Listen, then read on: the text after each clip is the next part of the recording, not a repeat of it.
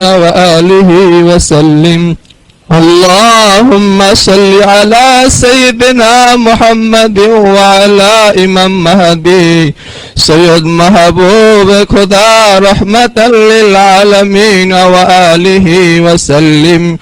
اللهم صل على سيدنا محمد وعلى إمام مهدي سيد محبوب خدا رحمة للعالمين وآله وسلم. اللهم صل على سيدنا محمد وعلى إمام مهدي سيد محبوب خدا رحمة للعالمين وآله وسلم. اللهم صل على سيدنا محمد وعلى إمام مهدي سيد محبوب خدا رحمة للعالمين وآله وسلم. নারা তাকবীর। সুফি সম্রাট দেওয়ানবাগী জিন্দাবাদ জিন্দাবাদ। বাবা আপনার কদমে ঠাই চাই অধমে। সুফি সম্রাট দেওয়ানবাগী। সম্মানিত আশিক রাসূল ভাইরা, সবাই আদব ভক্তি মহব্বতের সাথে নিজ স্থানে বসুন। এখন আমাদের সামনে বাণী মুবারক পেশ করবেন। লক্ষ লক্ষ আশিক রাসূলদের বাতিঘর বাবে মদিনা কেন্দ্রীয় রওজা মুবারকের প্রধান খাদেম, দেওয়ানবাগ শরীফের কেন্দ্রীয় দরবার বাবে মদিনার সম্মানিত পরিচালক ইমাম ডক্টর মঞ্জুর খুদা মাদ্দাজিল্লাহুল আলী দয়াল ছোট হুজুর, তিনি তার বাণী মোবারক পেশ করছেন।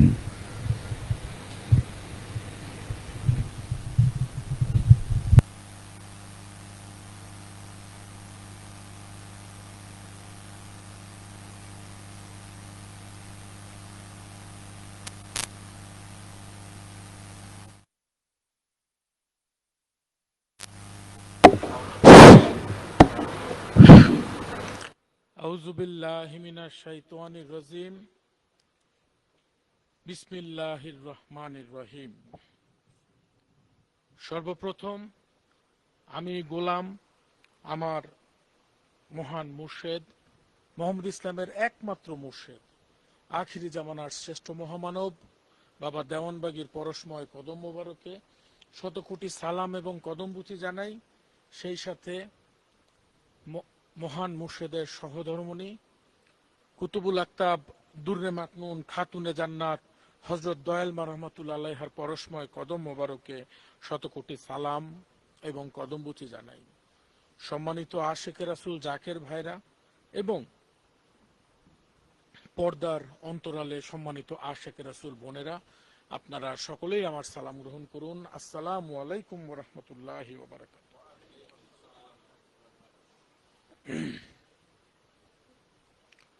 সম্মানিত আশিকে রাসূল জাকের ভাইরা, বিশ্ব আশিকে রাসূল সাল্লাল্লাহু আলাইহি ওয়াসাল্লাম সম্মিলন একেবারে এট দ্য ডোর, মানে একেবারে সন্নিকটে। বাবাজানের ভাষায় যদি বলি, বাবাজান বলতেন রাত পোহাইলেই সম্মিলন। এই যে আজকে হচ্ছে 21 তারিখ, আর 16 তারিখে, যদি 16 তারিখের দিন তো বাদে দিব, তাহলে যদি 15 তারিখ পর্যন্ত ধরি, 16 তারিখ তো সম্মিলনই, তাহলে আমাদের কতদিন থাকে? 24 দিন। আর মাত্র 24 দিন পরে দেখবেন যে দেখতে দেখতেই এটা শেষ। তা আমি সবাইকে অনুরোধ করব যে আমরা যেন যার যার অবস্থান থেকে সম্মিলনের দাওয়াতের কাজ করি। কারণ দেখেন, একটা সময় ছিল বাবাজান যখন জাহেরাতে ছিলেন, তখন মহিলাদের একটাই সম্মিলন হইতো, সেটা হচ্ছে হযরত দয়াল মা রহমাতুল্লাহর শুভ জন্মদিন। কিন্তু তখনও কিন্তু মহিলাদেরকে আসলে সত্যি কথা কি, বাবে রহমত হচ্ছে একটা 10তলা বিল্ডিং, আর কিন্তু কিছু না। তো ওই হিসেবে যদি চিন্তা করি, মদিনায় অপরচুনিটিটা অনেক বেশি। ধরেন সম্মিলনে আমরা ভেতরটা পুরোটা মহিলাদের দিতে পারি, এরপরে বাইরে আবার একটা কমিউনিটি সেন্টার আছে, দিতে পারি। বাবের রহমতে অপরচুনিটির এই সুযোগগুলা কিন্তু ছিল না। তো যাই হোক, তো মহান মালিকের অপার দয়ায় আমরা সিদ্ধান্ত নিয়েছি যে আমরা কয়েকটি প্রোগ্রাম যৌথভাবে করব। ধরেন রাসূল পবিত্র আশুরা, দয়াল রাসূল সাল্লাল্লাহু আলাইহি ওয়াসাল্লামের শুভ জন্মদিন, মহান মুর্শিদের শুভ জন্মদিন, হযরত দয়াল মা রহমাতুল্লাহ আলাইহার শুভ জন্মদিন, আর ইমাম হুজুরের শুভ জন্মদিন আমরা নিকটস্থ আমাদের কি বলে নিকটস্থ কোন শুক্রবারে, যেটা বাবাজানের শিক্ষা অনুযায়ী আমরা করব। এছাড়া আমাদের পূর্ণিমার চাঁদের যে বাৎসরিক অনুষ্ঠান আছে, কি জানি শাওয়াল মাসে পূর্ণিমার যে বাৎসরিক অনুষ্ঠান, সেটাও কিন্তু আমরা ওই বাবাজানের শিক্ষা অনুযায়ী প্রথম দিকে রাতে হইলেও পরবর্তীতে বাবাজান নিয়ম বলে দিয়েছেন যে নিকটস্থ কোনো শুক্রবার দিন যেন আমরা করি। তো এগুলো হচ্ছে আমাদের ম্যান্ডেটরি বলতে পারেন, বা আমাদের বড় বড় প্রোগ্রামগুলো। এছাড়া তো অন্যান্য প্রোগ্রামগুলো থাকেই, সাপ্তাহিক অনুষ্ঠান, ঈদুল ফিতর, ঈদুল আজহা, লাইলাতুল বরাত, লাইলাতুল কদর। তো লাইলাতুল বরাত আর লাইলাতুল কদর আমরা মহিলাদেরকে আনতে পারি না, কারণ রাতের একটা ব্যাপার থাকে। এই রাতে মনে করেন মহিলাদেরকে নিয়ে আসলাম, যদি নিরাপত্তা দিতে না পারি, কারণ এই আর কি। তো যাই হোক, আমি সবাইকে যে বিষয়টা একটু সুস্পষ্ট ভাবে বলতে চাই যে আমাদের ভিতর যেন এরকম একটা ধারণা না গ্রো করে যে সম্মিলন আসতেছে, কর্মীরা আছে, কর্মীরা দাওয়াতের কাজ করবে, আমার কি কাজ। মনে রাখবেন, বাবা দেওয়ানবাগীর আপনি মুরিদ মানে আপনি বাবা দেওয়ানবাগীর কর্মী। আমি নিজে এরকম দেখেছি, আপনারা দেখছেন কিনা জানি না, কেউ এসে বাবা জানরে বলতেছে যে বাবা জান আমার এলাকায় একটা জাকির নেই। আমি নিজের চোখে দেখি, আপনারা দেখছেন কিনা জানি না, এটা খুব কান্নাকাটি। বাবা আমার দরবারে একটা জাকের নেই, আমি একমাত্র জাকের। বাবা জান বলছে আলহামদুলিল্লাহ, আপনি কাজ করেন, কারো সাহায্য লাগবে না, আল্লাহর উপর ভরসা করে আপনি তরিকার দাওয়াত দেন। তো এই যে মনে করেন, আমরা যদি যার যার এলাকার থেকে মোহাম্মদ ইসলামের এই প্রচারের দায়িত্বটা শুরু করি, আল্লাহ চাইলে দেখবেন একটা সময়, রাব্বুল আলামিন দয়া করে চাইলে একটা সময় দেখবেন বাবাজানের যে স্বপ্ন ছিল আশিকে রাসূলের বাংলাদেশ, সেটা কিন্তু ইনশাল্লাহ হবে। আপনারা একটা জিনিস অনুভব করেন কিনা জানি না, বা করছেন কিনা জানি না, আমি অনুভব করছি এবং অনেক জাকের ভাই ব্যক্তিগতভাবে আমাকে জানাইছে যে ছোট ছোট এরকম একটা পরিবর্তন আসতেছে। এবার আপনারা ইন জেনারেল করছেন কিনা জানি না, আমি একটু মনে করাই দেই। গত কি বলে রাসূল সাল্লাল্লাহু আলাইহি ওয়াসাল্লামের শুভ জন্মদিনের পর থেকে যে আশিকে রাসূলদের যে একটা জোয়ার আসতেছে, সেটাকে আপনারা টের পাইতেছেন যে আশিকে রাসূলদের জোয়ার আসতেছে। এইবারই তো বিশ্ব আশিকে রাসূল কি বলে দয়াল রাসূল সাল্লাল্লাহু আলাইহি ওয়াসাল্লামের শুভ জন্মদিন যখন আমরা করলাম, করতে গিয়ে বিশ্বাস করেন আমাদের হিমশিম খাইতে হয়েছে। বুঝেন নাই কথাটা? এখন মানে হয়তো আপনারা যারা অডিয়েন্সে বসেছিলেন আমজাকের যারা, তাদের এটা বুঝার কথাও না। বুঝেন নাই কথাটা? এটা আমজাকের যারা, এটা ওনারা বুঝবেন না, ওনারা তো দেখতেছেন ভালোই আলহামদুলিল্লাহ অনুষ্ঠান। এটা টেকনিক্যাল সাইডে যারা জড়িত, এরা বুঝতেছে যে মানে আমার ক্যাপাসিটি কত, দাওয়াত দিছি কত, আসছে কত, মানে। তো যাই হোক, এই সম্মিলনের কয়েকদিন পর, মানে মিলাদুন নবীর কয়েকদিন পর একদিন আল্লাহর দরবারে শুকরিয়া করলাম, মিলাদ পড়লাম, বাবা তোমাকে সাজিও করলাম যে মালিক দয়া করে আস্তে আস্তে যে দয়া করেন, লোক বাড়ায় দেন, মোরাকাবাই আর কি। তো বাবা তোমাকে এক ধমক দিচ্ছে, এই বেটা ঠিক আজিজি করো, লোক বাড়ায় দেন। লোক দিলে তো রাখতে ধরতে পারো না, দিলে তো তোমরা তো একদম পুরো চিৎকাইতে হয়ে পড়ে যাও। তখন চিন্তা করলাম আসলে আমাদের ক্যাপাসিটির মানে মানে কি বলে দুর্বলতা। আল্লাহ দয়া করুক, যে দেখবেন একটা সময় আল্লাহ দয়া করে চাইলে বিশ্বাস করেন যে এই বাবে মদিনায় একটা সময় দেখবেন আশিকে রাসূলদের ঢোল নামবে। দেখেন, আমি যখন প্রথম বাবে মদিনাতে আসতাম, একটা ঘটনা বলি বাবে মদিনারে কেন্দ্র করে। আমি যখন প্রথম বাবে মদিনায় আসি, কত জানি 2000 দয়াল মওফাতের আগে মনে হয়, আগে বাবা জান আমার বাবে মদিনার দায়িত্ব দিলেন। তো ওই দিনও দিন, এখনো দিন। তো যে মসজিদ ছিল, মনে আছে আপনাদের? মসজিদ বৃহস্পতিবার আসতাম, তো অডিয়েন্স হলো 7-8 জন, বুঝছেন? আমার আবার একজন একটা মাইক দিচ্ছে, আমি হাত দিয়ে সরাই দিয়ে বললাম 7-8 জনের সামনে খালি গলায় বলতে পারো, মাইকের আর বিদ্যুৎ খরচের দরকার নেই। মানে 7-8 জন বসে রয়েছে সামনে, এর কি মাইক লাগানোর দরকার কি? তো দেখেন, এরপরে রাব্বুল আলামিনের দয়ায় প্রথমে হযরত দয়াল মা রহমাতুল্লাহ আলাইহি দয়া করে 2009 সালে আসলেন। এরপরে কিন্তু আশেকদের ঢল আসা শুরু হইল। এরপরে মহান মুর্শেদ নিজে দয়া করে 2020 সালে, তাই না, মহান মুর্শেদ দয়া করে মদিনাতে থাকা শুরু করলেন 2020 সাল থেকে। এই যে আগে, আমি সবাইকে বলি যে আগে মুর্শেদ আরামবাগে থাকতেন, এখন মুর্শেদ মদিনাতে থাকেন। এই কারণে, এবং মুর্শেদ যে জীবন্ত তার একটা জ্বলজ্বন্ত প্রমাণ দেই। এটা আরো গত বছরের কথা সম্ভবত। তো বাসার থেকে খুব পরিকল্পনা করে আসছি যে ইচ্ছা করে ভোরবেলা আসছে। ভোরবেলা আসলে তো মনে করেন যেমন অন্য সময় আসলে এই জাকের আসে, সালাম করবে, নালিশ দিবে। এখন ভাই মানে একদিকে মনে করেন আমি বাবা জান আপনাদের সামনে আমার ইমাম বলছি, আরেক দিকে তো আমিও মুর্শেদের গোলাম। তা আপনাদের যেমন অনেক কিছু ইচ্ছা চায়, কিছু মনে করেন না, খোলামেলা। যেমন আপনারা যেমন আমাদের কাছে এসে নালিশ দেন, সাহেবজাদাদের কাছে এসে মনের কথা বলেন, নালিশ দেন, এটা দ্যাটস ইউর রাইট, এটা আপনাদের রাইট, আপনারা করবেন। কিন্তু আমিও তো কারো না কারো মুরিদ, আমিও তো কারো না কারো গোলাম। আমারও তো মাঝে মাঝে মন চায় একান্ত নিরিবিলিতে গিয়ে একটু বাবাজানের সাথে সময় কাটাই, চায় না? নাকি শুধু এটা আপনাকেই চাই? তো এই কারণে দেখলাম যে মদিনার যে রানিং টাইম, ইচ্ছা করে এমন টাইমে আসছি একটু মনে করেন মোরাকাবা করব, ওইভাবে পরিকল্পনা করে আসছি। তো মুর্শেদ কেমন মুর্শেদ দেখেন তো, চোখ বন্ধ করে কলবে আল্লাহ আল্লাহ জিকির খেয়াল করে আজিজি করতেছে।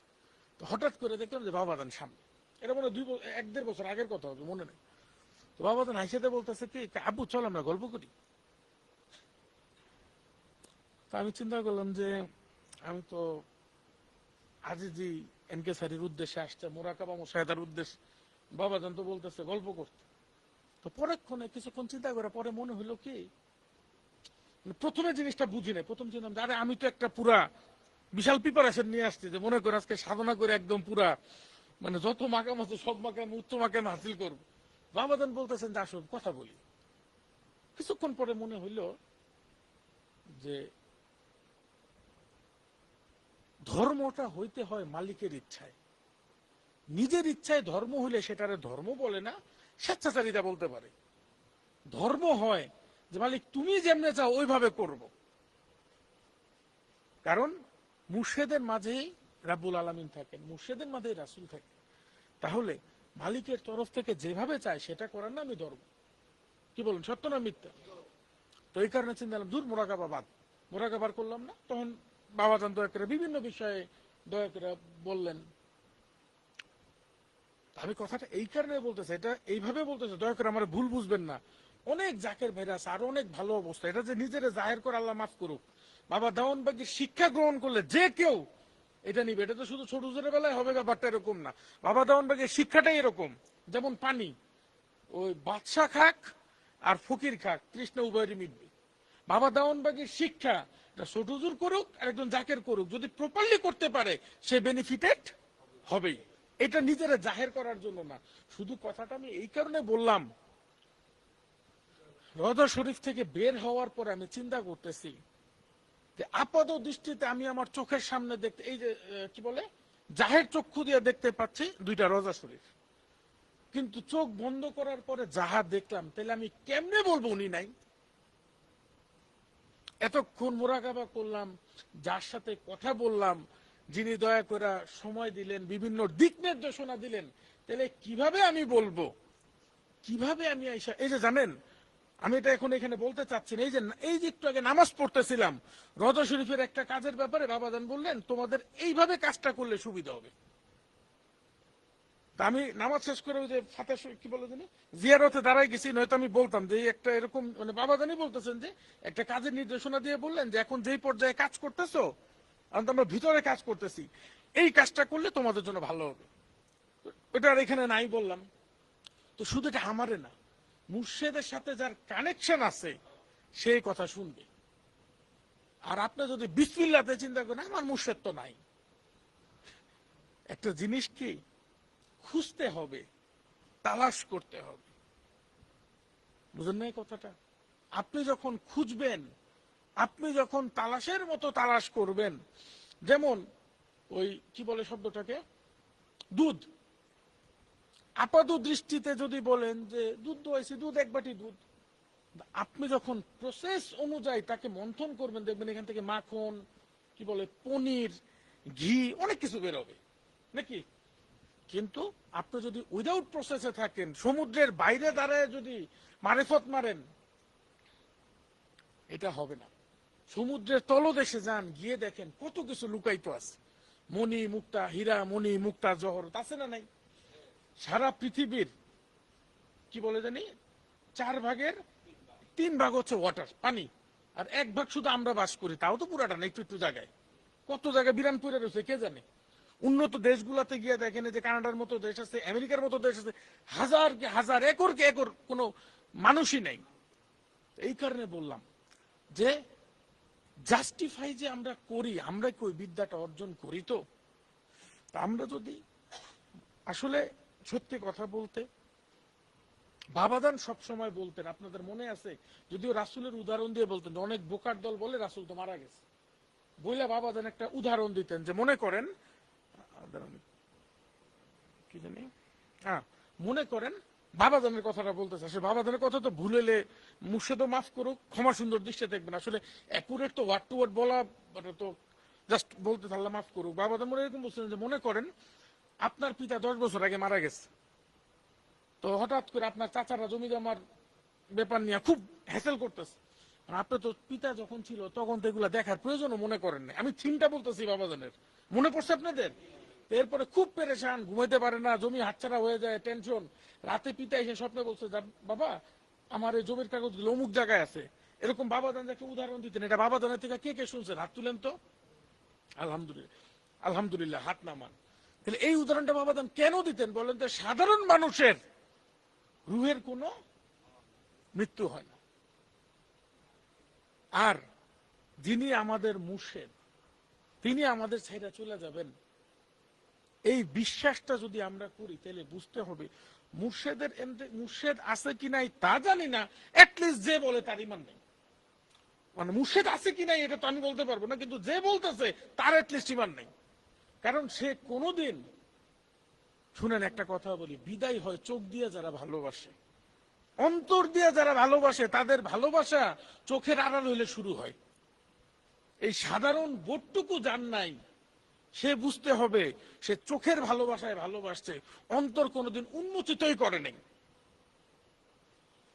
তো এই কারণে বললাম যে যারা চোখ দিয়ে দেখে, দেখে, তাদের জন্য বিদায় থাকতে পারে, কিন্তু অন্তর উন্মুক্ত করে যে ভালোবাসে, তার যখন, মনে রাখবেন, যখন এই যে কেন কথাটা বলছি সেটার দলিল দেই।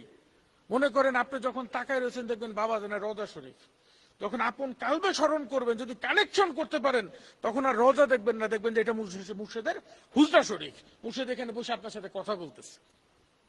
পরিষ্কার না? পরিষ্কার না? তাহলে ওই বিদ্যাটা দেখেন, অনেকে বলে যে, অনেকের কাছে মনে হইতে পারে যে এই যে ছোট যেগুলা বলতেছে, আসলে কি যাদের তরিকত সম্পর্কে জ্ঞান নেই, অনেকে হয়তো মনে করতে পারে কি এগুলা যে বলতেছে এগুলো তো আকাশ কুসুম কথা, কিভাবে দেখা যায়, চোখ বন্ধ করলে আবার দেখে নাকি। একটা উদাহরণ দেয়, আপনারা স্বপ্ন দেখেন না? স্বপ্নের সময় এই চোখ দুটা কি হয়? তাহলে কোন চোখ দিয়ে দেখেন? কোনোদিন ভাবেন না যে আমরা তো স্বপ্ন দেখি। যারা বলে অন্তর্চক্ষু এক্সিস্ট করে না, তাদের উদ্দেশ্যে বলবো, তাহলে স্বপ্ন কি দিয়ে দেখেন?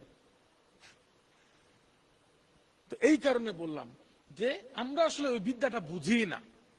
অন্তরের কান আছে, অন্তরের চোখ আছে, অন্তরের জবান আছে, সবকিছু আছে। তা আমরা যদি সেগুলোকে জাগ্রত করতে পারি, কারণ দেখেন, মহান, যেমন একটা উদাহরণ দেই, যে আপনি যদি আকাশে উড়ে বেড়াইতে চান, তাহলে আপনাকে স্পেশালি ফ্লাইং স্যুট পরে নিতে হবে, যেটা পরে আপনি আকাশে ভেসে বেড়াইতে পারবেন। সত্য না মিথ্যা? এখন যদি মনে করেন যে আমার আকাশে উঠতে হচ্ছে, আমার যদি মনে করেন পাঞ্জাবি করে, আল্লাহ ভরসা, পাঞ্জাবি যে যা পড়ছে এটা পরে যদি 10তলা বিল্ডিং থেকে হাত পা ছড়ায় লাভ দেই, তারপরে উপরেই যাব, কিন্তু ওই উপরে আর আমি থাকবো না, মানে ওটা মানে একদম ডাইরেক্ট উপরে। তো আমার যদি ভেসে বেড়াইতে হয়, অবভিয়াসলি পাঞ্জাবি তো আর চলবে না। চলবে? কি করতে হবে বলেন তো? মানে উড়ার জন্য যেটা লাগে। আমি যদি মনে করেন পানির নিচে, কি বলে জানি শব্দটাকে, ডুবুরি, মানে পানির নিচে যেতে চাই, তাহলে আমাকে স্পেশালি মানে ওয়াটারের নিচে থাকার জন্য যে ডুবুরিরা পরে, নামটা ভুলে গেছি, স্কুবা ডাইভিং করার জন্য যে পোশাকগুলো পরে ওগুলো পড়তে হবে। পানির নিচে যেতে পারবো? কথাটা এই কারণে বললাম, যেহেতু বিষয়টা পানির নিচে যাওয়া, তাই সেই উপযোগী অবস্থায় আমাকে নিয়ে যেতে হবে। হবে না? হবে না। কথাটা এই কারণে বললাম, মুর্শেদ বাবা দেওয়ানবাগী আগে দয়া করে একটা দেহ মোবারকের মাঝে ছিলেন, এখন তিনি নূরময় সত্তায় আছেন। তাহলে অবভিয়াসলি তার সাথে যোগাযোগ করতে হলে আপনারও অন্তর চোখ খুলতে হবে। যেমন পানির গল্প বললাম, বুঝেন নাই কথাটা? ওই কারণে বললাম যে যারা চোখ দিয়ে ভালোবাসে বিদায় তাদের জন্য, যার অন্তর উন্মোচিত সে তো বুঝে চোখ বন্ধ হইলে অন্তর খুলে, চোখটা বন্ধ হইলে হৃদয়ের চোখ খুলে, না তো দুইটা একসাথে খোলা থাকতে পারে না। আমি সবাইকে অনুরোধ করব, সাধনা করেন। দেখেন, সাধনা করলে এই সাধনায় গিয়ে আপনি বুঝতে পারবেন যে আপনার মুর্শেদ কিভাবে আপনাকে আগলায় রাখে। বুঝেন নাই কথাটা? এই যে আজকের একটা উদাহরণ দিই, আজকে 10টা 10:30 মেবি আর্থকুয়েক, ভূমিকম্প হয়েছিল 10টা 40। আমি সকালবেলা ঘুমের থেকে উঠছি, ওইটা নাস্তা রাস্তা খেয়ে চিন্তা করলাম আবার আজকে মদিনায় যাবো, একটু চুপচাপ রেস্ট নিয়ে শুয়ে শুয়ে। ভূমিকম্প হয়েছে, that is not matter. Matter হচ্ছে যে আল্লাহ যাকে রক্ষা করে। বুঝেন নাই কথাটা? তো যখন হচ্ছিল তখন আমি আমার নিজের খাটেই শুয়ে রয়েছি, সুন্দর করে দেখলাম তো ভূমিকম্প থামছে। থামার পরে নাইমা আমার সাথে মনে হয় রুমে যারা 2 জন ছিল, পরে সবার মনে হয় ভূমিকম্প হয়েছে, ওরা কয় জি। যাক, তো এই যে পরে আমি চিন্তা করলাম যে আসলে দেখেন, মুর্শেদের যে প্রয়োজনীয়তা বিপদে পড়লে মানুষ বুঝে। এই যে আমি সবাই বললাম যে আমার সাথে যারা ছিল, বললাম যে আচ্ছা আমি না হয় একটু বোধ কম, বুঝি কম, আপনারা ওদের দৌড়াদৌড়ি করলেন না, কারণ কি? আমার রুমে যারা ছিল এরা কয় যে জানি না। কারণ কি জানেন? কারণ যে বাবা দেওয়ানবাগীকে ভালোবাসে তার এই বিশ্বাসটা আছে তার মুর্শেদ তার সাথে আছে। দেখেন একটা কথা বলি, ইমানদারও মারা যাবে, বেঈমানও মারা যাবে, মৃত্যু সবাইরই ধরবে, কিন্তু ইমানদার জানে যে আমারও মৌতের নিদান কালে আসিবেন মুর্শেদ গো রাসূলকে নিয়ে। আর যে মুর্শেদকে হারায় ফেলে ও মরবে, কিন্তু ও জানে না যে হোয়াটস গোয়িং অন, কি হতে যাচ্ছে এরপরে। আমি একটা দেহ থেকে যখন প্রাণটা বাইরে হয়ে যাবে আমি কই যাব? এই জায়গায় হচ্ছে একটা বেসিক পার্থক্য। এখন এই কথা তো আমি বলতে পারবো না যে পৃথিবীতে কোনো মুমিনের মৃত্যু হয় না, খালি ইমানদার কি বলে খারাপটাই মরে যাবে। কেন? ভালো মানুষ মারা যায় না, কিন্তু সে কোনো শব্দটা কি বলে জানি, অন্ধকার গহ্বরে হারায় যায় না। সে জানে যে আমার সাথে আমার সখা আছে, তিনি আমার হাতটা ছাড়বেন না কখনো। আর এই বিশ্বাসটার নাম হচ্ছে ঈমান। নিজের মুর্শেদের উপরে, যে মুর্শেদ রাসূলকে পাওয়ায় দেন, আল্লাহকে পাওয়ায় দেন, তার উপরে এই বিষয়টা এরকম না যে আমি মনে করেন ডেইলি সকালে 2টা করে সাহসের ট্যাবলেট খাই, খুব সাহসী মানুষ। অনেস্টলি স্পিকিং, আমি সাহসী মানুষ না, আই এম জাস্ট আ ক্যাওয়ার্ড। কিন্তু আমি এতটুকু বুঝি, আমি যার কদম ধরে রাখছি তিনি আমার জন্য দাঁড়াবেন, এইটা আমার বিশ্বাস আছে। একবারে যে সাহস করে উল্টায় ফেলাইছি দুনিয়া, ব্যাপারটা এরকম না, কিন্তু এইটুকু বুঝি। বিশ্বাস কি, ঈমান কি জানেন? একটা ছোট্ট উদাহরণ দেই, ঈমান আর বিশ্বাসের একটা উদাহরণ দেই। আপনাদের বাসায় আপনাদের ছোট বাচ্চা আছে, নাতিপুতি আছে, আছে না নাই? নাতিপুতি থাকে, ছোট বাচ্চা থাকে। এই যে ছোট বাচ্চারা যে হাতের নিচে এভাবে ধরে, দেখবেন যে আপনারা উপরে ছুঁড়া মারেন আবার ক্যাচ ধরেন, এরকম কে কে করছেন? হাত তুলেন তো। বাচ্চাদের সাথে করছেন না? হতে পারে নিজের বাচ্চা, হাত নামান, নিজের বাচ্চার সাথে অথবা নাতিপুতির সাথে করছেন না, করেন নাই? এই যে ছুঁড়া মারতেছেন, বাচ্চাও খেক খেক খেক করে হাসতেছে, দেখছেন? বাচ্চাও কিন্তু হাসে, কারণ বাচ্চা এই জিনিসটা জানে এই হাত দুইটা আমার নিচে পড়তে দিবে না। দ্যাটস কল ঈমান। এটারই ঈমান বলে, ভরসা করা। আপনি যদি মুর্শেদের উপরে বিশ্বাসটা আনতে পারেন, আমি যদি গহীন অন্ধকারে পড়ে যাই, আমি যদি অতল সাগরের তলায় হারায় যাই, হয় আমার মালিক আমারে টেনে তুলবে, না হয় আমারে সাঁতার শিখাবে, আমার হাত ছেড়ে দিয়ে চলে যাবে না। এই বিশ্বাসটা যে আনতে পারে তারই মুমিন বলে, তারই ইমানদার বলে। পরিষ্কার না? পরিষ্কার না? তো এই কারণে বললাম, বিশ্বাস সাহস আমাদের হবে কেন? সাহস তো মুর্শেদের থেকে পাই। তো এই কারণে সর্ব অবস্থায় চেষ্টা করবেন মুর্শেদকে ধরে রাখার জন্য।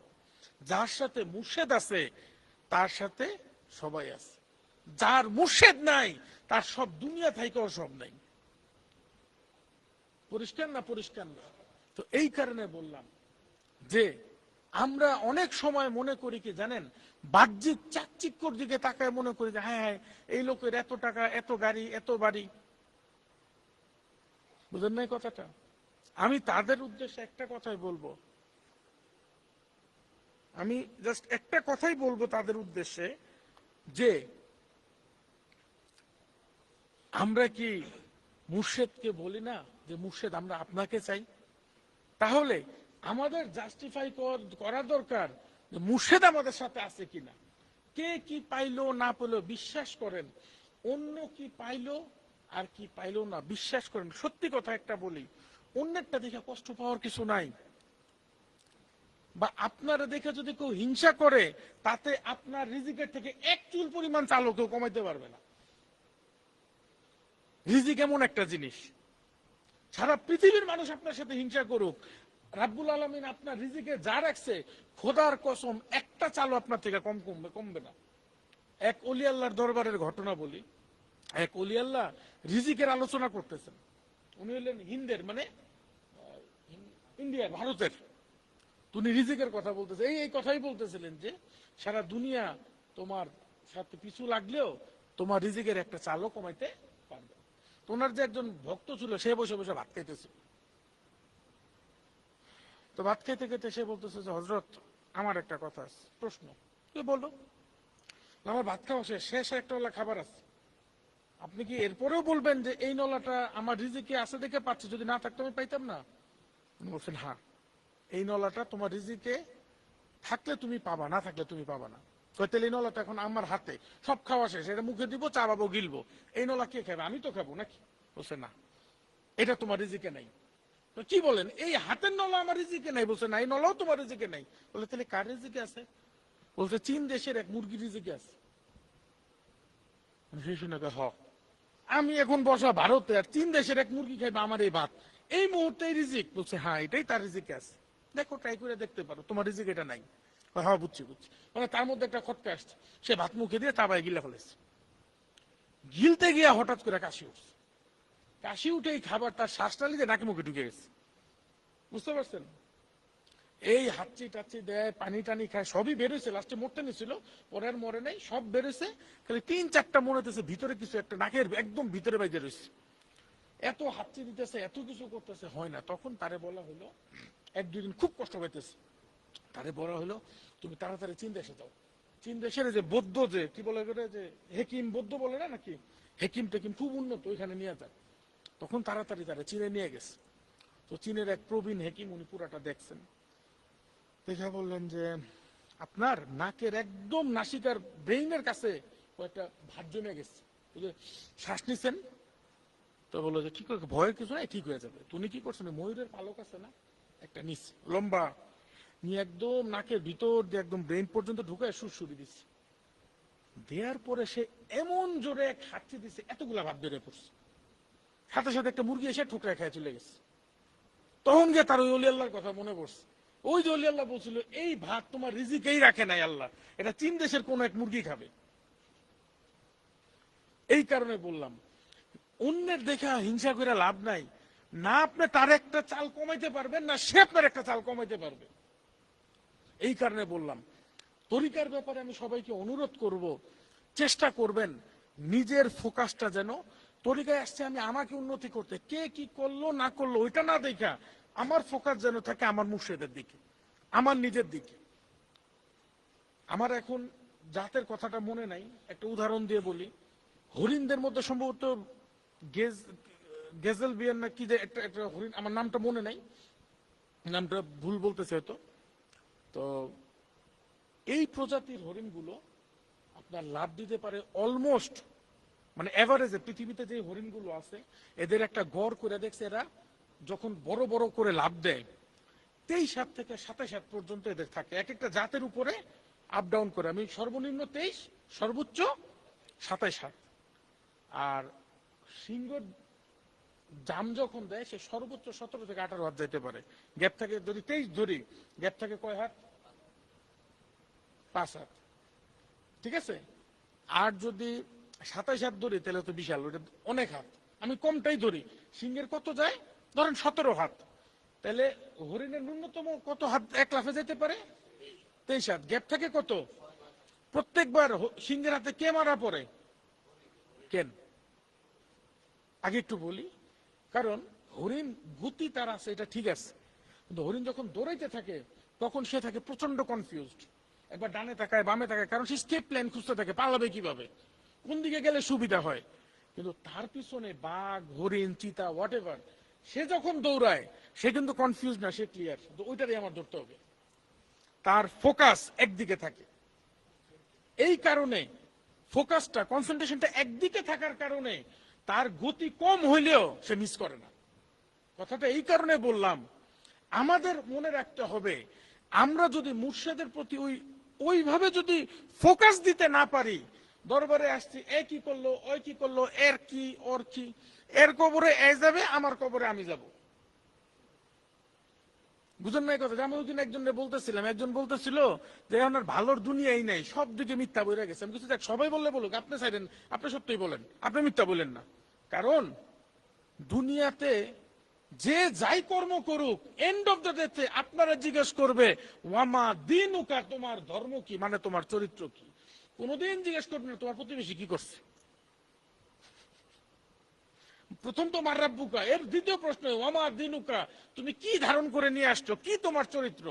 আপনি বললেন যে আল্লাহ আমার মনটা অনেক ভালো, কিন্তু ডাইনে বামে সব মিশা কথা থেকে আমিও শুরু করছি। এমনি আমি মিথ্যাবাদী প্রকৃতির না, কিন্তু কি করব, আমার আশেপাশে সব মিথ্যাবাদী। এই কারণে সার্ভাইভ করার জন্য, তাদের সাথে টিকে থাকার জন্য, কি জানি বলে এটারে, তাল মিলানের জন্য আমিও মিথ্যা কথা বলছি। এটাতে কি পার পাবেন? দুনিয়া যাক গোল্লায়, আপনি ঠিক থাকেন, আপনি নিজের গুণটারে নষ্ট করেন না। দুনিয়া খারাপ হয়েছে, তার হিসাব সে দিবে, আপনার হিসাব আপনাকে, ওয়ামা দিনুকে আপনারে বলবে, আপনার প্রতিবেশীর ব্যাপারে জিজ্ঞেস করবে না। পরিষ্কার? তাই চেষ্টা করবেন সাধনার মাধ্যমে নিজের দোষগুলাকে দূর করে নিজের ভিতরে গুণগুলাকে আনার জন্য। পরিষ্কার না? পরিষ্কার। আলোচনার দীর্ঘায়িত করবো না, অনেক কথা বলে ফেলাইলাম। তো আমি সবাইকে আবারও বলবো, যেই আলোচনা দিয়ে বক্তব্য শুরু করছিলাম, আমাদের আর মাত্র 24 দিন বাকি হচ্ছে বিশ্ব আশিকে রাসূল সাল্লাল্লাহু আলাইহি ওয়াসাল্লাম সম্মেলন। আপনারা এখন থেকে প্রত্যেকটা জায়গায় দাওয়াতের কাজ করেন। পরিষ্কার না? পরিষ্কার না? এবং আরেকটা অনুরোধ করব, দেখেন নতুন মানুষ অনেক কিছু বোঝে না, এটা ওলি আল্লাহর দরবার, কেমনে সালাম করতে হবে। দেখেন একটা কথা কি, সমাজের মধ্যে অনেকে আছে সালাম করার প্রথাই জানে না। কারণ আপনি যদি মানে আপনি যদি তার কাছে, মানে অনেকের বডি ল্যাঙ্গুয়েজ ঠিক হবে না, বুঝবে না, তারপরে দেখা গেছে অনেক ইস্যুস থাকবে। তো যারা নতুনদেরকে নিয়ে আসবেন, তারা তাদেরকে একটা বেসিক ব্রিফ করে নিয়ে আসবেন। আর চেষ্টা করবেন, ও যে কথাটা আগেও বলছি, যে সবাইকে এটা বলেন যে দেওয়ানবাগির দরবারে চলো, বাবাদানের শিক্ষাটা গিয়ে দেখে আসো, এইটা বলেন। দয়া করে এটা বলেন না যে সাহেবজাদাদের সাথে কথা বলা দিব, এটা করব ওইটা করব, কিছু মনে করেন না। সম্মেলনের দিন ধারের কাছে আপনি আনতে পারলেন না, মনে করেন সালাম করতে আসলো, ওই লোক করে টাইনা নিল, আপনারও মনে করেন টাইনা নিল। ওই লোক বাসায় গিয়ে কি বলবে জানেন? আমি না হয় নতুন, তুমি যে এত বড় বড় কথা বলে, তোমারই তো পাত্তা দিল না। তো এই কারণে এটার মাধ্যমে আমাদের মান সম্মান রক্ষা করেন, নিজেরটাও রক্ষা করেন। আমি অনুরোধ করব সবাইকে যেটা বুঝায় বলবেন, যে যাতে দরবারের নিয়মগুলো সবাই মেনে চলে।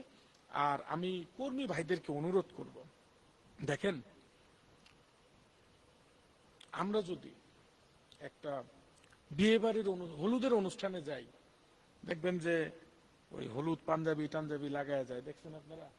দেখছেন? আপনারাই তো বাসা বাড়িতে অনুষ্ঠান করেন, হলুদের পাঞ্জাবিতে তো অ্যাটলিস্ট কেউ ব্লেজার ট্লেজার পরে যায় না। শীতকাল হইলে ভিন্ন কথা, হলুদের অনুষ্ঠানে কেউ কি কোট স্যুট প্যান্ট ব্লেজার পরে যায়? ওটা তো একটা হলুদ মাখামাখি একটা ব্যাপার। আবার বিয়ের অনুষ্ঠানে আরেক রকম। তাহলে ড্রেস সেন্স একটা ব্যাপার আছে, পোশাক নাকি? তো আপনি একজন ওলি আল্লাহর দরবারে আসতেছেন, আপনার একটা উত্তম পোশাক সেন্স দরকার আছে না নাই? আমি কর্মী ভাইদেরকে বলবো সুন্দর করে মাথায় টুপি দিয়ে, যারা দাড়ি রাখেন সুন্দর করে কেটে টেটে একদম মানে মানে মানে কি বলে সুন্দরভাবে, মানে একটা জিনিস কি, আপনাকে দেখে যেন আল্লাহর ওলির দরবারের একজন খাদেম মনে হয়। বুঝেন নাই কথাটা? আমি এদিক দিয়ে সিরা একদম মানে এইটা ওইটা পইরা টইরা আসলাম, আমাকে দেখে জিনিসটা কি আপনার পোশাক পরিচ্ছদ দিয়েও কিন্তু মানুষ কিন্তু দরবারকে মূল্যায়ন করে। তাই এটা কর্মীদের উদ্দেশ্যে বলবো, যারা আছেন তারা চেষ্টা করবেন সুন্দরভাবে ওয়েল ভাবে নিজেকে যেন একটা ওয়েল প্রেজেন্টেবল করে আনতে পারে। ঠিক আছে? তো মহান মালিক আমাদের সবাইকে দয়া করুক। আর তো কিছু না নাকি? আসুন এই পর্যায়ে আমরা আমাদের প্রাণের মুর্শেদ, আমাদের একমাত্র মুর্শেদ বাবা দেওয়ানবাগীর অমীয় বাণী মোবারক শুনে বাবাদানের সঙ্গে মোনাজাত করে আজকের অনুষ্ঠানের সমাপ্তি করি। আলোচনার ভুল গলতির জন্য মহান মালিকের কাছে মাফ চাই, তিনি যেন দয়া করে আমাদের সবাইকে মাফ করে দেন। আসসালামু আলাইকুম ওয়া রাহমাতুল্লাহি ওয়া বারাকাতুহু।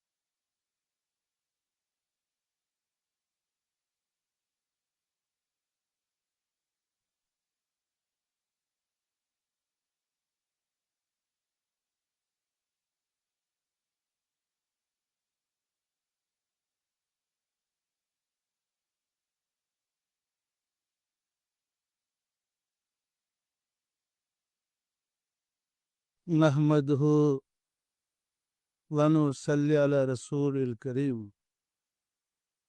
শুভ জন্মবার্ষিকী স্মরণে আয়োজিত বিশ্ব আশিক রাসূল সম্মেলন আমাদের সামনে উপস্থিত। এইবার বিশ্ব আশিক রাসূল সম্মেলন আমরা করতে যাচ্ছি। সুতরাং আমরা সবাই চেষ্টা করব গত 3 বছরে আমরা যা করতে পারি নাই বিশ্ব আশিক রাসূল সম্মেলনের জন্য সেটাকে পূর্ণ করতে পারি। সম্ভব? কি বলেন, সম্ভব? আমাদের সব কাজে হয়েছে। আমরা আঞ্চলিক সম্মেলনও করেছি, মাহফিল করেছি এবং ঈদ এ মিলাদুন্নবীর সম্মেলন করেছি, আশুরা করেছি। আল্লাহ পাকের দয়ায় আমরা যেহেতু এবছর সিদ্ধান্ত নিয়েছি আমাদের এমন ভাবে কাজটা করতে হবে যেন আমরা এই বছর খেদমতটা পূর্ণ করতে পারি এবং অধিক প্রচার করতে পারি। আপনারা জানেন বিশ্বজুড়ে আজ একটা রোগ উঠে গিয়েছে যে ইসলাম মানে জঙ্গিবাদের ধর্ম। একটা গ্রুপ মুসলমান জঙ্গিবাদী হয়ে সারা মুসলিম জাতিকে কলঙ্কিত করে ফেলেছে। বিশ্বজুড়ে ইসলাম জঙ্গিবাদের ধর্মে রূপান্তরিত হয়েছে, প্রচারিত হচ্ছে। সত্য না মিথ্যা বলেন? এই পরিস্থিতিতে ইসলাম শান্তির ধর্ম, এই বাস্তবতা প্রমাণ করতে হলে মুহাম্মদ ইসলামের বিকল্প পথ নেই।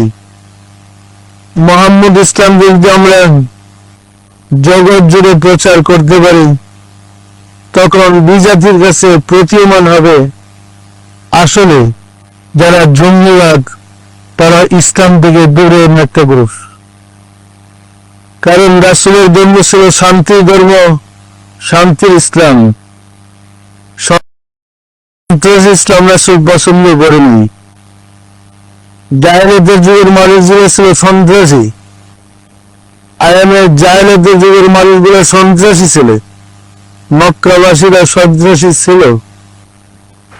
তারা এক কাফেলা যদি কোথাও বাণিজ্য বের হয়েছে, দুঃস্ব ডাকাতের দল ওই কাফেলার উপরে চড়া হয়ে মালামাল লুটপাট করত, ডাকাতি করত। এবং মজার ব্যাপার, যাদের মালামাল লুটপাট করতেছে তাদের গলায় টিপে ধরে অন্যরা ব্যাগ ছিনে নিয়ে বলবে কুল ফি সাবিলিল্লাহ, বলো আল্লাহ রাস্তা দিলাম, মানে তাহলে জায়েজ হয়ে গেল। পরিষ্কার না? পরিষ্কার না? কুল ফি সাবিলিল্লাহ বলে গলা টিপা মাইরে লেগেছে আর ব্যাগ নিয়ে টানাটানি করতেছে, বলতেছে কুল ফি সাবিলিল্লাহ। এই ছিল ওদের ডাকাতির ধরন। পরিষ্কার না? পরিষ্কার না? ইসলাম নিয়ে এই সন্ত্রাসকে ইসলামের লেবাসে, ইসলামের পোশাকে এই সন্ত্রাসীদেরকে প্রশ্রয় দেয়। এত ছিল বর্বর দস্যুদের লেবাস, পোশাক, জুব্বা, পাগড়ি। এরা ডাকাতি করতো আর বাসর এরকম ব্যবহার করতো। পরিষ্কার না? পরিষ্কার না? সম্মানিত আশিক রাসূলেরা, রাসূলের যে প্রেমের ধর্ম, শান্তির ধর্ম, সেই শান্তির ধর্ম জাতির কাছে, জগতের কাছে যদি উপস্থাপন করতে না পারি বা না পারে, তাহলে জগৎ থেকে শান্তির ইসলাম চিরতরে বিলুপ্ত হয়ে যাবে। যাবে না? যাবে না? আমাদের প্রত্যেকের দায়িত্ব এবং কর্তব্য রাসূলের শান্তির ইসলামকে প্রচার করা। এই রাসূলের শান্তির ছায়ার তলে আশ্রয় নিয়ে এই বর্বর আরব জাতি, যারা সাধারণ কোনো ব্যাপারে মানুষকে খুন করে ফেলত, তাদের মধ্যে এমন একটা অবস্থার সৃষ্টি হয়েছিল, কোন এক যুদ্ধে আহত মুজাহিদ বা আহত মুসলমান মুমিন সাহাবাদের মধ্যে ওই পানি পানি বলে একটা রোগ উঠতেছিল। তখন যারা সেবক ছিল ছুটে গেছে বাড়ি বান করে দিয়ে ওই আহত ব্যক্তির কাছে পানি দিয়ে গেলে আবার আরেকজন চিৎকার বাজতেছে পানি পানি। তখন সে বলে আমি নয়, আমার ওই গায়ে বেশি পিপাসিত হবে, তাকে পানি পান করান। তার কাছে যাওয়ার পরে আরেকজন চিৎকার দিয়েছে পানি পানি। তখন সে পানি পান না করেছে, আবার ওই ভাইকে দেন। এইভাবে দেখা গেছে অনেক কজন সাহাবী শহীদ হয়েছে, কেউ পানি পান করতে পারেনি। এই ধর্ম, এই চরিত্র রাসূল শিক্ষা দিয়ে গেছিলেন। এক মুসলমান ভাইয়ের জন্য আরেক মুসলমান কিভাবে জীবন উৎসর্গ করেছে সে দৃষ্টান্ত রাসূল রেখে গেছিলেন। কিন্তু আজ বিশ্ব জুড়ে একটা মুষ্টিমেয় কিছু লোকের জন্য জগৎ জুড়ে প্রমাণিত হচ্ছে ইসলাম সন্ত্রাসের ধর্ম। সত্য নয় কি? ইসলাম শান্তির ধর্ম। এই বাস্তবতা প্রমাণ করে দায়িত্ব কাদের? মুসলমানদেরই। মুসলমানদের গল্প মুসলমানদের বুঝাইতে হবে, মুসলমানদের শব্দ মুসলমানকে উপস্থাপন করতে হবে। মানুষের কাছে মোহাম্মদ ইসলাম প্রচার না করে আশিক রাসূল না বানালে জগৎ থেকে ইসলাম চিরতরে বিদায়। পরিষ্কার না? পরিষ্কার না? সম্মানিত আশিক রাসূলেরা, জগৎ জুড়ে মোহাম্মদ ইসলাম প্রচারের উত্তম সুযোগ হয়েছে বিশ্ব আশিকে রাসূল সাল্লাল্লাহু আলাইহি ওয়াসাল্লাম সম্মেলন। এর মাধ্যমে আমরা চেষ্টা করব রাসূলের আদর্শ, রাসূলের চরিত্র, রাসূলের শিক্ষা কিভাবে জাতিকে উপহার দেওয়া যায়। আমরা কিন্তু রাসূলের আদর্শ, রাসূলের চরিত্র হারিয়ে ফেলেছি। ফলে আমরা নামে মাত্র মুসলমান, চরিত্রে মুসলমান হতে পারি নাই। মুসলমানের চরিত্র অর্জন করার জন্য আমাদেরকে সাধনার প্রয়োজন আছে না নাই? সম্মানিত আশিক রাসূলেরা, যে উমর শ্রেষ্ঠ জালেম ছিল, সেই উমরই রাসূলের সহবত থেকে আমিরুল মুমিনিন হয়ে অবস্থা এমন হয়েছে যে সে যে উটের পিঠে চড়ে লাগাম কতক্ষণ আমিরুল মুমিনিন উটের লাগাম টানেন, আবার কতক্ষণ গোলামে উটের লাগাম টানে। বেশিও না হয় নাই। এই শিক্ষাটা কোথায় পেয়েছিলেন? রাসূল সাল্লাল্লাহু আলাইহি ওয়াসাল্লামের কাছে। এই আদর্শ শিক্ষা কি আমাদের মাঝে আছে? সুতরাং জাতির কাছে উপস্থাপন করতে হবে রাসূলের আদর্শ, রাসূলের শিক্ষা, রাসূলের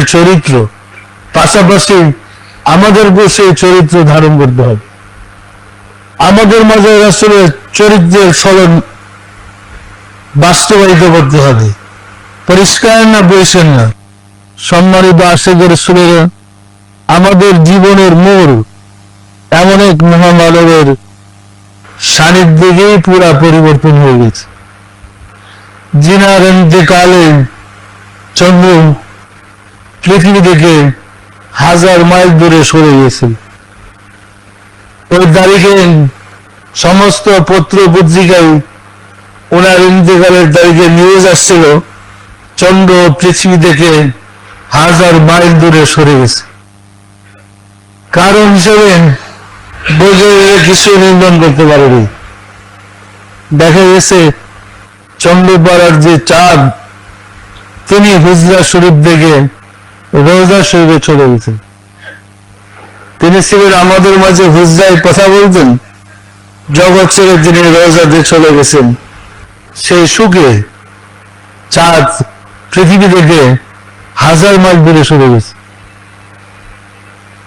ওনার ওয়াফাতের পরে গ্রাম থেকে বিভিন্ন বাড়ির থেকে লোকজন আমার কাছে ছুটে আসছে। আমি তখন দরবারের দায়িত্বে নিয়োজিত ছিলাম।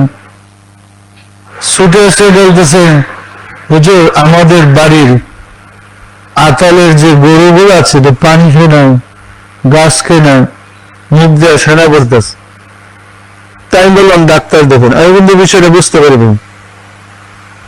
আমি বললাম যে পশু ডাক্তার ডাকবেন, দেখা। এরপরে আরেকজন আসছে, কিছুক্ষণ পরে আরেকজন আসছে। এইভাবে 5টা লোক আমার কাছে আসছে যে আমাদের পালের গরুগুলা ঘাস মানে কিচ্ছু খেল, শুধু মুখ দিয়ে ফেনা পড়তেছে, চোখ দিয়ে পানি পড়তেছে, ঘাস মানে কিচ্ছু খেল। তখন 5 জন অতিক্রম করছে আমার খেয়াল ব্যাপার দেখি। তাহলে গ্রামের মধ্যে কি আসলে গরুর মহামারী শুরু হল? কি কথা খেয়াল করলাম। পরে আল্লাহ বুঝালেন যে আল্লাহর প্রিয় বন্ধু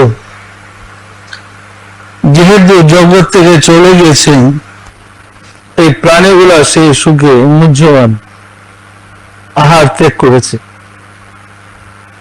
পরে আমি তাদেরকে ডেকে বললাম, ডাক্তারের প্রয়োজন হবে না, আমরা বাবাজানকে রোজে রাখার পরে আবার ঠিক হয়ে যাবে। বুধবার দিন 3:10 দিন ওয়াফাত লাভ করেছিলেন। শুক্রবার দিন জুমার পরে 4টার দিকে ওনাকে রোজাতে রাখলাম। সন্ধ্যার সময় খবর নিলাম, ওরা এসে বলছে, হুজুর, আমাদের মানে পশুগুলা গরুগুলা ঠিক হয়ে গেছে। সম্মানিত আশিকের রাসূলেরা, কুকুর, যে কুকুরকে আমরা অপবিত্র জানি, দরবারে 2-3টা কুকুর ছিল, ওটা পালিত না, এমনি থাকতো, খাইতো দরবার বউ, একদম খাবার বন্ধু। একটা বিড়াল ছিল, একদম খাবার বন্ধু। রোজাতে রাখার পরে আরো 1 সপ্তাহ পর্যন্ত খাওয়া দাওয়া নেই। তো এদের গিয়ে আমার আবার বলবে যে তোমরা খাও। মজার ব্যাপার, শেষ পর্যন্ত বিড়ালটা ওই রোজা থেকে শুয়ে থাকতো। হুজরা শুকে বাবাকে না পেয়ে রোজা থেকে শুয়ে থাকতেন। এরপরে একদিন প্রায় 6 মাস পরে রোজার মধ্যে ওনার কদম ঘরের কাছে গিয়ে মেয়েগঞ্জ শব্দ বিড়ালটা মরিয়ে। তিনি যে কেমন মহামানব ছিলেন না দেখে বোঝা কঠিন। সম্মানিত আশিকের রাসূলেরা, আমাদের জীবনের মোড় এই মহামানবের সান্নিধ্যেই পুরা পরিবর্তন হয়ে গেছে। আমি ধর্ম শিক্ষা করেছি মহামানবের গোলামি করে। তাসওয়ুফের যে কথাবার্তা যা বলছি, আধ্যাত্মিক জগতের ব্যাখ্যা বিশ্লেষণ যা দিচ্ছি, এই মহামানবের গোলামের মাধ্যমে। তিনি যে কত উচ্চ পর্যায়ের ওলি আল্লাহ ছিলেন, আমি যখন দরবার শুনতে গিয়েছি তখন তো আমার সাধনা শুরু, মাত্র শুরু। আমাকে একটা সাদা কাগজ আর মাতৃ রাইটার একটা কলম হাত দিয়ে বললেন, মাহবুব মিয়া, আপনি ইসলাম ধর্মের সংস্কার করে কিতাব লেখেন। তো আমি তো আমাকে চিনি, আমাকে চিনতে বলে আমার বাকি নেই। আমার যে এরম কালাম, বিদ্যা বুদ্ধি, এই যে ইসলামের সংস্কার করি, প্রশ্ন আছে। আমরা সিভিল হসপিটাল বাস করে কি শিখছি? এদের ইসলাম সম্বন্ধে কিছু জানাবেন? উনি বললেন, হ্যাঁ, আল্লাহ আপনাকে শক্তি দিচ্ছে, আপনি পারবেন, নেন। বললাম, বাবু জোরাত করে বললাম, বাবা আমাকে মাফ করেন, আমার পক্ষে সংস্কার করা সম্ভব নয়। বললেন, আমার কলম দিয়ে বললেন, কাগজ দেন, নেন, আপনি পারবেন। আমি ক্ষমা চাইলাম। 3 বার আমার হাতে উঠাই দিলেন, আমি গ্রহণ করলাম না, ক্ষমা চাইলাম। বললাম, বাবা আমার পক্ষে সম্ভব। তুমি কেমনে বুঝলেন আমি ধর্মের সংস্কারক হব, সংস্কার করব? বুঝলেন কেমন? এদালত প্রথম জীবনী পরিষ্কার না, পরিষ্কার না? তাহলে উনি নিজেই দয়া করে আমাকে এই জায়গায় নিয়ে পৌঁছাইছে। কে পৌঁছেছে বলেন? সম্মানিত আশিক রাসূলের এই মহামানবের প্রশংসা করা কঠিন। তো আমি এটুকু বলবো, সারা জীবন, প্রথম জীবনে যখন হুজুর ছিলাম, পুরুষের বিরোধিতা করেছি, পুরুষের বিরুদ্ধে ফতোয়াবাজি করেছি, পীরদের বিরুদ্ধে ফতোয়াবাজি করেছি। কিন্তু প্রথম জীবনে যখন মুর্শিদের দরবারে গেলাম, সেটা ছিল একটা উরুসের অনুষ্ঠান। যাওয়ার পরে, ওনাকে দেখার পরে আমার মনে হলো ওনাকে পাওয়ার জন্য আমার জন্ম। মনে হলো আমি দেহ আর উনি আমার রূহ। প্রার্থনা করেছিলাম, হুজুর কেবলা যখন মোনাজাত করুন তখন বলেছিলাম, দয়াময় আমি বাইরে কোথাও থাকতে চাই না, দয়া করে আমার বাকি জীবন ওনার কদমে উৎসর্গ করার সুযোগ করে দিন। বাইরে চাকরিও করতে চাই না, কোথাও থাকতে চাই না, বাকি জীবন ওনার কদম মোবারকে আমাকে উৎসর্গ করবে এবং মরাদিন পর্যন্ত যেন এই মহামানবের গোলামি করতে পারে সুযোগ করে দিন। আল্লাহ দয়া করে প্রার্থনা কবুল করেছিলেন। কিছুদিন পরেই চাকরি ছেড়ে দিয়ে ওনার সান্নিধ্যে গেলাম। তখন ধর্মবোধের সাধনা শুরু করলাম। কাছে গিয়ে দেখলাম, পরিচয় লাভ করলাম, বুঝতে সক্ষম হলাম, রাসূলের পরিচয় পেলাম, আল্লাহর পরিচয় পেলাম, ওনার পরিচয় পেলাম। পরিষ্কার না, পরিষ্কার না? সম্মানিত আশিক রাসূলের এই মহাসত্য, এই মহামানবের বাণী বিশ্ব আশিক রাসূল সম্মানের যদি স্মরণ করে আমরা খেদমত করতে পারি, গোলামি করতে পারি, তাহলে আমাদের নসিব খুলে যাবে, ভাগ্য খুলে যাবে। অনেক মানুষ আছে যাদের তাকদীর খারাপ, বিপদগামী। একটা অনুষ্ঠানে অংশগ্রহণ করলে আল্লাহর দয়া বলে তার জীবনের বোর বেড়ে যাবে। এমন ও সিদেল কুতুব যেন, সিদেল চোর যেমন কুতুব হয়ে গেছিলেন। আমরা যে বিপদগামী ছিল, তাসাউফ বিরোধী ছিলাম, ওলি আল্লাহ বিদ্বেষী ছিলাম, উরুসে গিয়া জীবনের মোড় এমন ভাবে ঘুরল যে যেমন আসমান থেকে জমি, আগুন থেকে পানি, সম্পূর্ণ বিপরীত হয়ে গেলাম। পরিষ্কার না, পরিষ্কার না? এই সম্মেলন আসলে এমন লোক আছে যারা পীর মুরিদে বিশ্বাস করে না, তাসাউফ বিশ্বাস করলে, অংশগ্রহণ করলে জীবনে মোড় ঘুরে যাবে।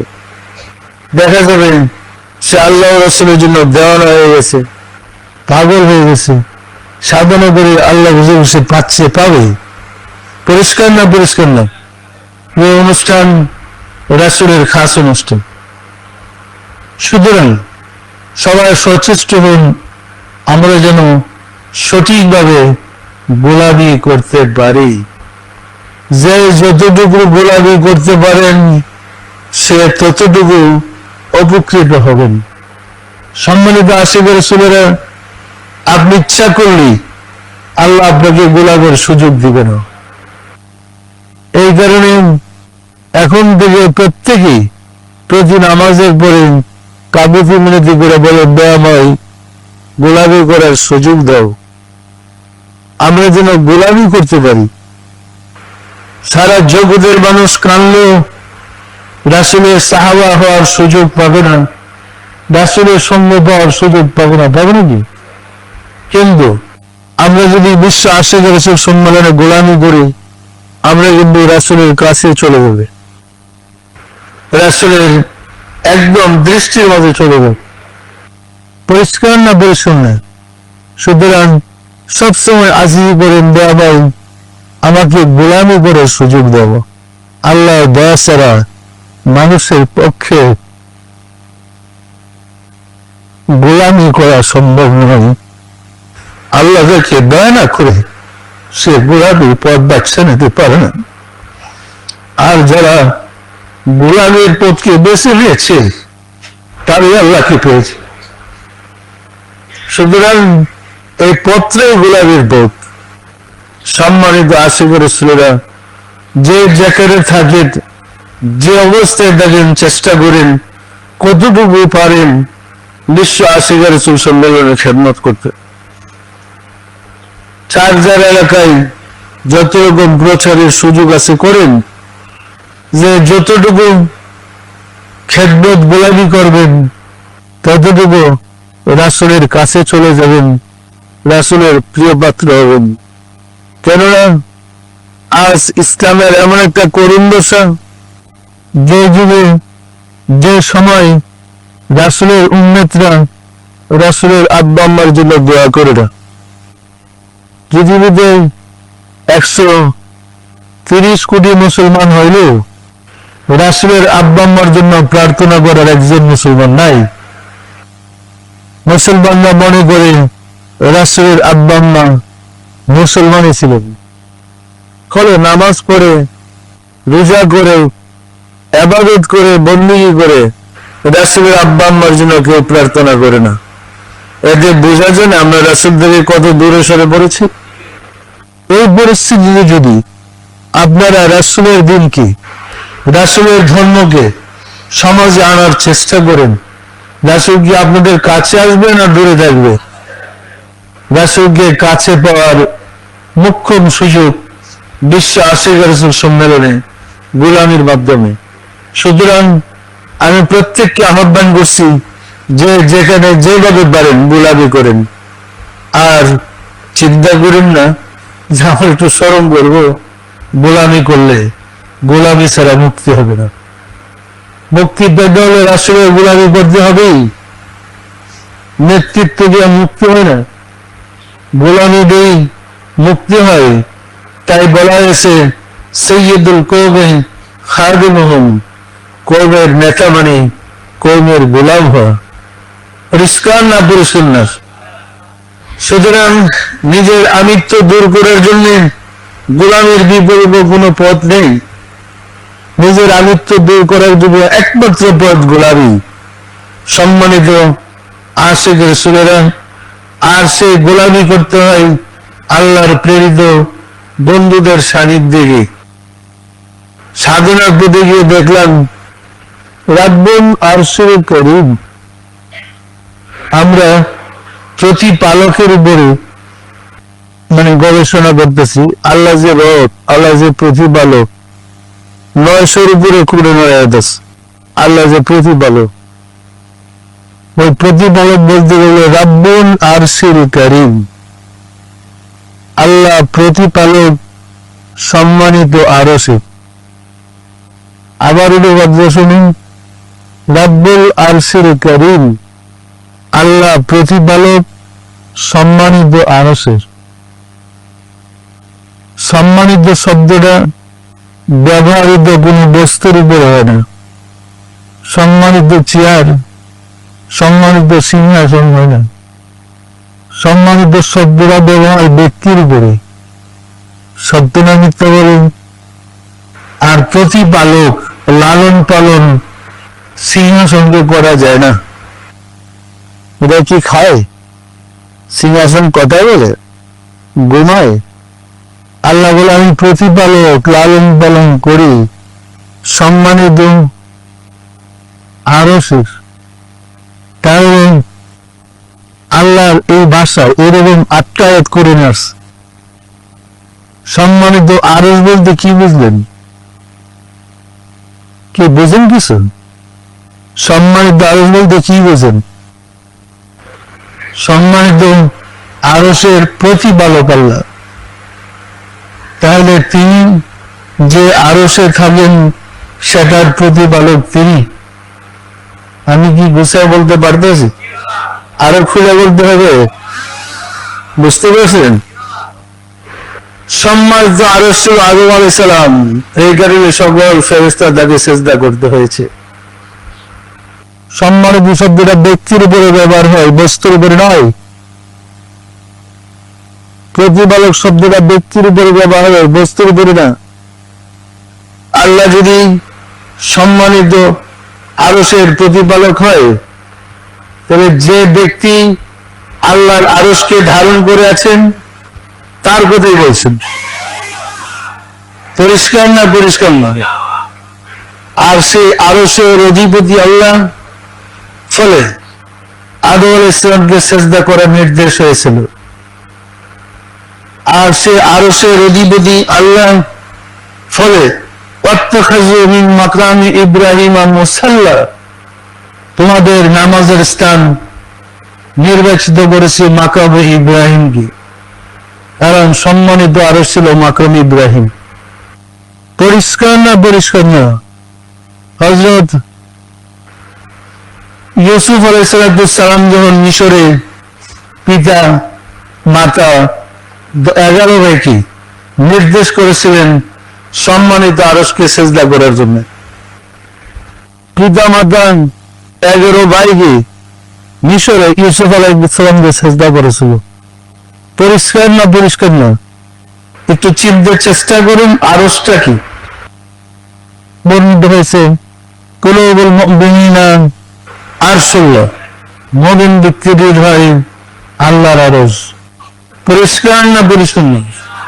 সম্মানিত আশিকে রাসূলের তাসাউফের প্রতিটা কথা কোরআনে পরিপূর্ণভাবে আছে, পুরো স্পষ্ট আছে। বুঝতে না পেরে মন গড়া অনুবাদ করলে তো হবে না। সুতরাং আউলিয়া কেরামের গোলামি করলেন, এই সমস্ত অনুষ্ঠানে খেদমত করলেন, এই খেদমতটা সরাসরি আল্লাহ পান। পরিষ্কার না? পরিষ্কার না? দেখেন কবে সম্মানিত আরশ মা হাজেরার পুত্র ইসমাইলকে দৌড়াদৌড়ি করছিল, এত নেই। এখনো সারা পৃথিবীর মুসলমান একব্য ইসমাইলকে বাগে খাওয়ার কোন সুযোগ নেই। হজ করতে গিয়ে দৌড়াইতেছে, কেন দৌড়ায়? সম্মানিত আরশ এখানে দৌড়াইছিল কি? যে হৃদয়ে আল্লাহ বসবাস করছে উনি এখানে দৌড়াদৌড়ি করছিলেন। এইখানে তিনি সম্মানিত, তাকে সম্মান করা জাতির জন্য কর্তব্য। পরিষ্কার না? পরিষ্কার না? হযরত ইব্রাহিম আলাইহিস সালাম পুত্র ইসমাইল আলাইহিস সালাম যখন আল্লাহর নামে উৎসর্গ করতে গিয়েছিলেন, শয়তান ওয়াসওয়াসা দিছিল 3টা জায়গায়। এখনো সারা বিশ্বের মুসলমানরা যখন হজ করতে যায়, তখন যে যে জায়গায় শয়তান ঢুকে দিয়েছিল ওসব জায়গাকে বলা হয়েছে বড় শয়তান, ছোট শয়তান, মেজ শয়তান। সিমেন্টের খুঁটি দ্বারা 3টা শয়তানের চিহ্ন করে রাখছে। আজও সারা পৃথিবীর মুসলমানরা ওইখানে গিয়ে 49টা কানগর মারে। কি হাজিরা মারে? শয়তানকে কানগর মারে। কেন মারেন? এই তো 4000 বছর আগে পিতা পুত্র শয়তানকে ডিল মারছিল। আজ থেকে 4000 বছর আগে যেহেতু পিতা পুত্র ছিল সম্মানিত আরশ, আল্লাহ তাদের মাঝে অবস্থান করেছিলেন, তারা ছিল আল্লাহর প্রতিনিধি। উহাকে স্মরণ করার জন্য সারা পৃথিবীর মুসলমান আজও দেখেন শয়তানকে মারতে গিয়ে ঠেলাঠেলি করে শত শত মানুষ শহীদ হইতেছে। পরিষ্কার না পরিষ্কার না? ইহা যে ইসলাম বোঝা যায় না, বোঝা যায় না। ইহাই যে রাসূলের ইসলাম ছিল। চক্রান্তের বেড়া চলে আমরা সেই ইসলাম হারিয়ে ফেলেছি। ঠিকই শয়তানকে গানবুর মারতে গিয়ে আমরা মরছি, কিন্তু বুঝতে পারছি না কেন শয়তানকে গানবুর মারতেছে। এখন তো এগুলো শয়তান নাই, আমাদের সিমেন্টের খুঁটি দিয়ে গিয়ে শয়তান বাড়ানো যায়। এখন কেন মারতেছি? মূল কারণ সম্মানিত আরশের অধিপতি রাব্বুল আলামিন যে সিনাই ছিলেন, এরা এখানে দৌড়াদৌড়ি করছে, কাকবল মারছে। পরিষ্কার না পরিষ্কার না? হজের পুরা রকমটা ইসলামের পুরা ধর্মটাই শিক্ষা দিচ্ছে কিভাবে আপনি আল্লাহর প্রতিনিধি সম্মানিত ব্যক্তিদের সম্মান করবেন। পরিষ্কার না পরিষ্কার না? সম্মানিত আশিকের রাসূলেরা শুভ জন্মবার্ষিকী স্মরণে বিশ্ব আশিকের রাসূল সম্মেলন আসছে। প্রত্যেকেই যে কদিন সময় আছে চেষ্টা করুন যার যার মতে মানুষকে দাওয়াত দিতে, যার যার মতে মানুষকে আহ্বান করুন। নতুন যারা আসবে, আত্মীয় স্বজন আসবে, বলেন যে আমাদের ওখানে নিয়ম গ্রহণ আছে, নিয়ম মেনে চলুন। আজকে তারা দেখলে বুঝতে পারবে এটা যে রাসূলের খাস অনুষ্ঠান। এবং আপনি যে সময় নষ্ট করে রাসূলের প্রতি আহ্বান করতেছেন আশিকের রাসূল হওয়ার জন্য, দিনের নবী খুশি হবে না বেজার হবে? দিন নবী ধর্ম আমাদের তুলে ধরা উচিত না উচিত না? সুতরাং সবাই চেষ্টা করুন। আসুন রাব্বুল আলামিনের সাহায্য চাই, তিনি যেন দয়া করে আমাদেরকে গোলামি করার সুযোগ করে দেন। আমরা যেন আল্লাহর বন্ধুর এই বিশেষ অনুষ্ঠানে গোলামি করতে পারি। আমিন। আউযু বিল্লাহি মিনাশ শাইতানির রাজীম। বিসমিল্লাহির রহমানির রহিম। আস্তাগফিরুল্লাহ রাব্বি মিন কুল্লি জামবি ওয়া আতুবু ইলাইহি। আয় আল্লাহ, জীবন ভর নফসের খাহেশে শয়তানের ফেরবে যত প্রকার গুনাহ করিয়াছে, সমস্ত গুনাহ হইতে তোমার নিকট তওবা করিতেছি। আয় আল্লাহ, দয়া করিয়া আমার তওবা কবুল করো, আমার গুনাহ মাফ করো। লা ইলাহা ইল্লাল্লাহ মুহাম্মাদুর রাসূলুল্লাহ। সবাই দিলের হাতুড়ে বলেন আল্লাহুম্মা আমিন। ওয়াদাল মাওলা বল খুদাও, ওদম কাঙ্গাল বুকুকরাও। পবিত্র জুমার দিনে জুমার নামাজ করলাম, আজকে তালিম গ্রহণ করলাম, তোমার প্যারা হাবিবের সনে দুরূদ আর সালাম পেশ করলাম। সবশেষে তওবা করে তোমার শাহী দরবারে জোরহাত করে মাফ চাই। জীবনে যত ভুল বেদবি করেছি দয়া করে মাফ করে দাও, মাফ করে দাও মওলা। আমাদের ভুল বেদবিকে মাফ করে দাও, আমাদের ইবাদত গুলো কবুল করে নাও। এর ফজিলত পৌঁছে দাও তাজদার মদিনা সরকার দু আলম হযরত মুহাম্মদ মুস্তাফা আহমদ মুস্তাফা সাল্লাল্লাহু আলাইহি ওয়াসাল্লামের হুজুরে সামুজুর বসাও রাসূল পাক সাল্লাল্লাহু আলাইহি ওয়াসাল্লামের সম্মানিত পিতামাতা দাদা-দাদি নানা-নানি আল আওলাদ আল আসহাব মুতাহিরিন আহলে বাইতে খুলাফায়ে রাশিদিনদের বগরুজুরে সামুজুর বসাও খাতুনে জান্নাত মা ফাতিমা রাদিয়াল্লাহু তাআলা আনহা সাইয়েদিনা হযরত ইমাম হাসান সাইয়েদিনা হযরত ইমাম হুসাইন রাদিয়াল্লাহু তাআলা আনহুমা যারা দিন ইসলামের জন্য কারবালার প্রান্তরে শাহাদাত বরণ করে গেলেন মাওলা দয়া করে তাদের আরওয়াহ পাকের হুজুরে সামনে বসাও বাবা আদম আলাইহিস সালাতু ওয়াস সালাম হইতে রাসূল সাল্লাল্লাহু আলাইহি ওয়াসাল্লাম পর্যন্ত যত আম্বিয়া গ্রাম দারুল বাকায়ে তাশরীফ নিয়েছেন তাদের আরওয়াহ পাকের হুজুরে সামনে বসাও সামনে বসার মাওলা আমার মুর্শিদ পীর দস্তগীর সুলতানুল মাসায়েক সুলতান ইয়া মুজাদ্দাদ তরিকার ইমাম শাহ চন্দ্রপুরী রহমাতুল্লাহ আলাইহি তার সরদরমণি হযরত বড় মা রহমাতুল্লাহ আলাইহি সামনের বছর মাওলা হযরত খাজা বাহাউদ্দিন নাসবান রহমাতুল্লাহ মুজাদ্দিদ আল ফিসানি রহমাতুল্লাহ খাজা মাইনুদ্দিন চিশতি রহমাতুল্লাহ বড় পীর হযরত আব্দুল কাদের জিলানী রহমাতুল্লাহ তাদের তরিকার সিলসিলায় যত পীর ওলি গাউস কুতুব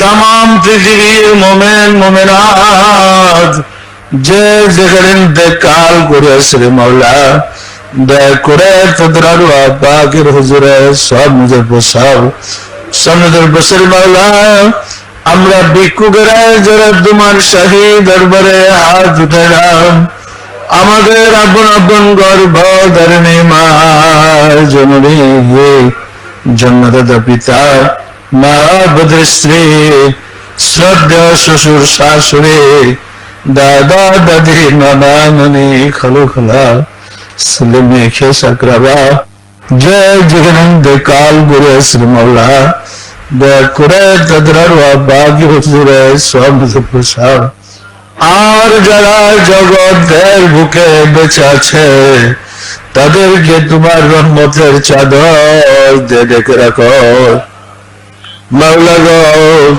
তোমার প্যারা হাবিবের শুভ জন্মদিন স্মরণে বিশ্ব আশিকে রাসূল সম্মেলন করার জন্য সারা দেশে বিদেশে সর্বত্র আশিকে রাসূলেরা দল লিখন পোস্টার বিতরণ স্টিকার লাগানো এবং দাওয়াত পত্র বিতরণ সব কর্মগুলা করতেছে তুমি দয়া করে আশিকে রাসূলদেরকে গোলামি করার সুযোগ করে দাও এবং তাদের খেদমতকে কবুল করে নাও আমরা যেন স্বর্গীয় পরিবেশে বিশ্ব আশিকে রাসূল সম্মেলন উদযাপন করতে পারি দয়া করে সুযোগ করে দাও।